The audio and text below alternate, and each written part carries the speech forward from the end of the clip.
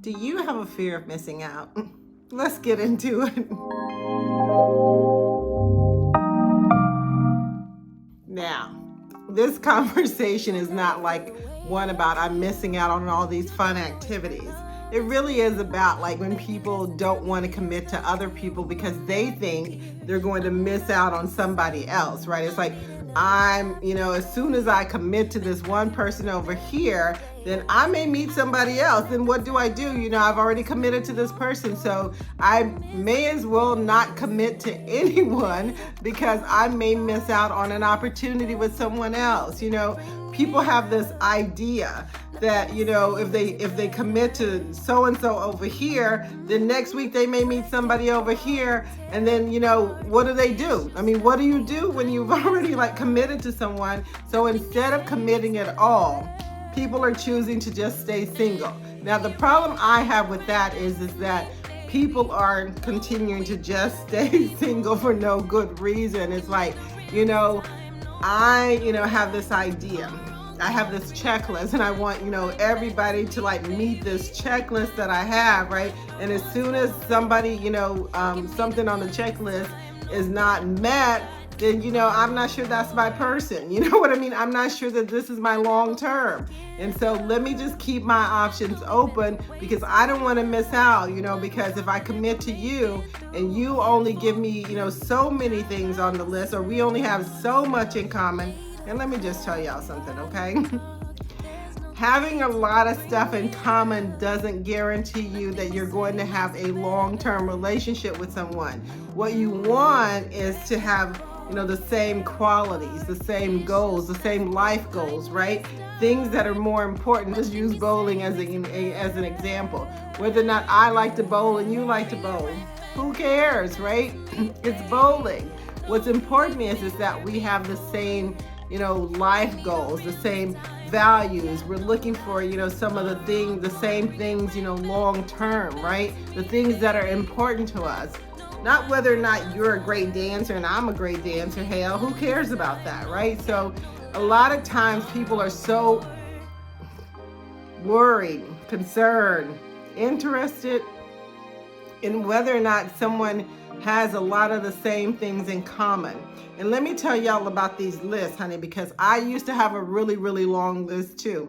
It was over 25 things. And what I found is, there are things that are important. And then there are things that are not important, right? So even if you have a list, if written down or not, if it's in your head and you're going through this list every time you meet somebody, then let me just tell you this. Make sure that you have the most important things at the top. And if it's not important, then don't try to make it important, right? So don't be caught up. And this is just my 2 cents worth. And and I may as well just go ahead and do this recap really quickly. My 2 cents worth is this, is that you're always going to find someone else. You'll always be able to find someone else.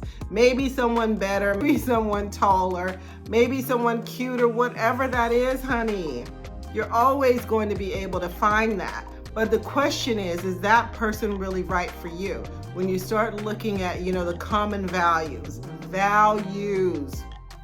the common values, the important things for life, right? When you're trying to build a life with someone, that's what you need to be focused on, right? So yeah, maybe they don't have everything, you wanted on the list. But has the list been prioritized in a reasonable and in a way to where it makes sense, right? For the things that are most important to you. So I would say, if you are one of those people who has a fear of missing out, and every time you turn around, you're looking for the next best thing, let me just say, you'll probably be single a very long time. And let me just say on the flip side of that, if you're that person and you're not sure, then don't commit to someone and then end up breaking up with them because you found somebody else or whatever that is. And then the other part, don't be one of those people that can never commit just because you're so worried about I may find this next person or the next person I find may be the one.